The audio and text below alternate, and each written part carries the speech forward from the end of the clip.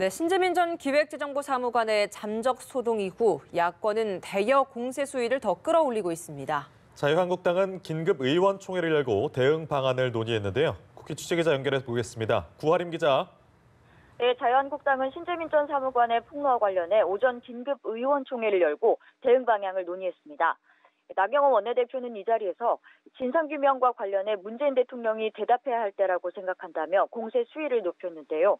김동연 전 부총리가 SNS를 통해 신 전 사무관과 관련해 소신과 정책 조율은 다른 문제라고 한 데 대해 변명의 꼬리만 내미는 격이라며 김 전 부총리를 증언대에 세워야 한다고 주장했습니다.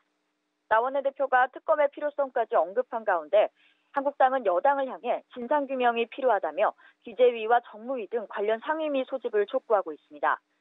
바른미래당도 상임위 소집이 필요하다는 입장을 거듭 밝힌 만큼 야권의 대여 공세는 더 거세질 것으로 보입니다. 여기에 그동안 범여권으로 분류되어 온 민주평화당도 공익 제보자 보호와 문재인 정부 국채 조작 의혹 진상조사단을 구성하기로 했습니다. 여당은 정치 공세 중단을 촉구하고 나섰는데 여당 분위기도 전해주시죠. 네, 더불어민주당은 신 전 사무관의 잠적 소동에 안타까움을 드러내면서도 야당을 향해서는 정치 공세 중단을 촉구했습니다. 박주민 최고위원은 최고위원회의에서 신 전 사무관의 빠른 회복을 기대한다면서 다시는 그런 극단적 선택이 없었으면 한다고 말했는데요. 한국당을 향해서는 과거 집권까지 했던 정당으로서 다양한 의견 수렴을 위한 당정청 협의 과정을 알면서도 정치 쟁점화하는 것은 책임 있는 자세가 아니라고 비판했습니다. 박광원 최고위원도 한국당은 청와대가 엄청난 잘못을 한 것처럼 공격했지만 결과적으로 청와대가 법과 원칙, 규정에 따라 직무를 수행했다는 게 밝혀졌다며 방어막을 쳤습니다. 이런 가운데 민주당은 경제 활성화 방안 마련에 집중하며 민생경제 관련 연석회의를 열었는데요.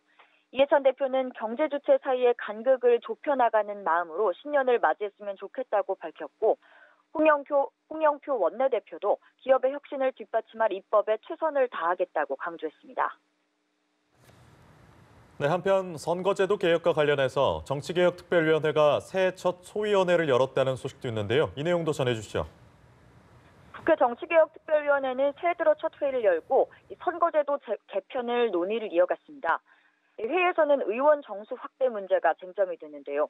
자유한국당 장제원 의원은 의원 정수 확대에 대한 반대 여론이 우리가 넘어야 할 가장 큰 산이라고 말했고, 이에 정의당 심상정 의원은 의원 정수 확대에 대해 국민들을 설득할 방법이 무엇인지 고민하고 논의한 뒤에 결론을 내야 한다며 반박했습니다.